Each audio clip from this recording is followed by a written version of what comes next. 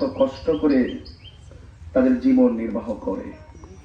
আর একটা মানুষ সে আপনার কাছে খাবার দিন প্রতিদিন চাইবে না, ওরা চাই যে আমার রাস্তাটা যেন ভালো থাকে, আমি যেন নিরাপদে থাকি, দ্রব্যমূল্যের দাম যেন সামর্থ্যের ভিতরে থাকে, জুলুম নির্যাতন হামলা মামলা যেন না করে, পাশাপাশি ন্যায় বিচার যেন থাকে, ঠিক না? এটাই কিন্তু মূলত জনপ্রতিনিধি খেয়াল করার কাজ। তো আমি এলাকা ঘুরে ঘুরে অনেক রুট ম্যাপ গুলো করতেছি যে কোন এলাকাগুলো কেমন। যদি আল্লাহ আমাকে আপনাদের দোয়ার সমর্থনে মোমবাতি প্রতীককে বিজয়ী করে আমি যদি আপনাদের প্রতিনিধি হতে পারি, ওই আমি ঘুরে ঘুরে যা দেখেছি সেইগুলোকে সুন্দর করা, সেইগুলোকে প্রস্তুত করা আমাকে বলতে হবে না, আমার নিজের দায়িত্ববোধের জায়গা থেকেই এগুলো করে দিবেন ইনশাআল্লাহ। আর বিশেষ কথা হলো,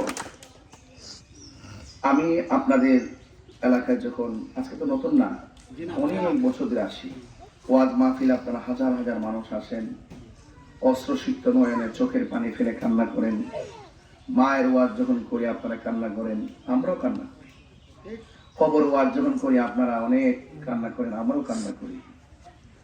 তো দীর্ঘদিন পর্যন্ত আপনাদেরকে নিয়ে আধ্যাত্মিক চর্চা, নীতি নৈতিকতার আলোকে জীবনকে পরিবর্তনের চর্চা, কোরআন সুন্নাহর আলোকে সমাজ ব্যবস্থাপনায় কিভাবে আপনার সন্তান মাদক থেকে দূরে থাকবে, নেশা থেকে দূরে থাকবে, মা বাবার খেদমত করবে, ভালোভাবে চলবে, স্বামী স্ত্রী কিভাবে ব্যবহার করবে, সন্তান তার মায়ের সঙ্গে কি ব্যবহার করবে, এই কথাগুলো আমি দীর্ঘদিন বলে আসছি। আলহামদুলিল্লাহ, আপনারা আমাকে এমন ভাবে গ্রহণ করেছেন যে আপনারা মনে করেছেন দিন ধর্মের প্রয়োজনে, নিজের জীবনের প্রয়োজনে কথাগুলো খুবই গুরুত্বের সাথে দরকার, এই জন্য বারবার আমি এসেছি, আপনারা ডেকেছেন, ঠিক না? তো এই জন্য আমি আশা করছি, যেহেতু আমি আপনাদেরকে নিয়ে কোরআন সুন্নাহর আলোকে নিজের নৈতিকতার পরিবর্তনের উন্নয়ন করার চেষ্টা করে এই পর্যন্ত এসেছি, তা আমি চাই যে বর্তমান যে রাজনৈতিক অস্থিরতা শুরু হয়েছে, সুন্নিদেরকে মাইনাস ফর্মুলায় রেখে যেভাবে বৈষম্য সৃষ্টি করা হয়েছে, রাজনীতির নামে যেই সমস্ত রক্তের খেলা শুরু হয়েছে, আমরা এই রক্তের খেলা বন্ধ করতে চাই, সম্প্রীতিময় বাংলাদেশ গঠন করতে চাই। নারী সমাজ, মা বোনেরা তাদের আত্মমর্যাদা নিয়ে তারা এই বাংলাদেশে বসবাস করবে নিরাপদের সাথে। আর আমাদের এই তরুণ ছেলেরা তারা শিক্ষা আলোকে আলোকিত হবে এবং যাতায়াতের ব্যবস্থা হবে সুন্দর, এবং যেখানে জুলুম থাকবে না, নির্যাতন থাকবে না, নেশা থাকবে না, কোনো চাঁদাবাজ থাকবে না, দুর্নীতি থাকবে না, ভালোবাসার মাধ্যমে, সম্প্রীতির মাধ্যমে সমাজটাকে সাজাতে চাই। তো সেই জন্য আমি আজকে যে মানুষটিকে আপনারা 22 বছর পর্যন্ত মহব্বত করেছেন, ভালোবেসেছেন, সেই মানুষটা আজকে নির্বাচনে এসেছে। কেন এসেছে? একটা মাত্র কারণে এসেছে, সার্বভৌমত্ব সুরক্ষা, ধর্মদ্রোহীদের বিরুদ্ধে, ধর্মদ্রোহী যারা, ধর্ম নিয়ে যারা অপচর্চা করে, এই অপচর্চা বন্ধ করে একটি সুন্দর ধর্মের মেসেজ দিয়ে মানুষকে বুকে টেনে নেওয়া, মানবতার মাধ্যমে ইনসাফ ভিত্তিক সমাজ প্রতিষ্ঠা করা, যেন প্রত্যেকে যেন যার যার অধিকারগুলো সুষম বন্টনের আলোকে বুঝ পেতে পারে। যেমন আমাদের চা শ্রমিকরা আছেন, সারাটা জীবন তাদের সাথে অর্থনৈতিক বৈষম্য করা হয়েছে, এই টাকা দিয়ে এদের চলে, সবাই আইসা দেখবেন জিলাপি খাওয়ায় কয়া কি ধরনের, মানে অনেক ধরনের তাল বাহানা করে তাদের সাথে ধোকা দেয়, ধোকা। আমি আশা করব চা শ্রমিক থেকে শুরু করে মেহনতি মানুষের চিরস্থায়ী সমস্যা সমাধান হইতো। একদিন জিলাপি খাওয়ালে চলবে, একদিন সুন্দর করে বুকে টেনে নিয়ে চলবো, মহব্বত হৃদয় ধারণ করতে হয়।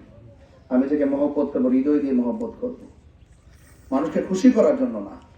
এই জন্য এবার নির্বাচনটা মা বন্ধুকে বলবো, আপনারা সবাই সকাল সকাল গিয়ে 12 ফেব্রুয়ারি সকাল সকাল আপনারা মা বোনদেরকে একটা টিম বানায়, ঘরের সবাই যারা ভোটার আছে ওই ভোটারগুলো মা বোনদেরকে একসাথে ফিরে, আলগা আলগা না, প্রত্যেকটা পরিবার আপনজনদেরকে নিয়ে একসাথে যাইবেন, একসাথে আইবেন। এটা নিরাপদ যেমন, সুন্দর তেমন, সময়টাও বেঁচে যায়। কথা কন, ঠিক আছে?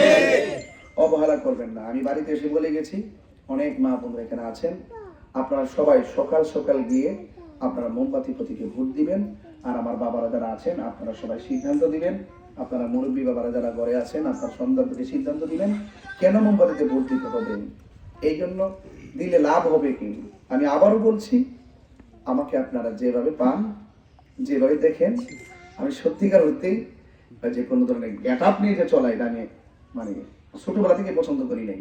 আমি মনে করেছি আমি একজন মানুষ, আপনি একজন মানুষ, চা শ্রমিকরাও মানুষ, মেহনতি মানুষও মানুষ, মানুষ হিসেবে মানবতা রাজনীতি করতে এসেছি। তাই এই জন্য আপনারা সবাই মোমবাতির প্রতীকে ভোট দিবেন, আমার জন্য দোয়া করবেন। এবং আর আসতে পারি কিনা জানি না, সময় তো অনেক অল্প, বাকি যে 10টা দিন 8টা দিন 9টা দিন আছে, আপনারা সবাই নিজ দায়িত্বে যার যার ঘরগুলা গুছাইয়া সবাই প্রস্তুতি নিয়ে রাখবেন, ঠিক আছে তো ইনশাআল্লাহ? আর আমার জন্য দোয়া করবেন। আসসালামু আলাইকুম ওয়া রাহমাতুল্লাহি ওয়া বারাকাতুহু।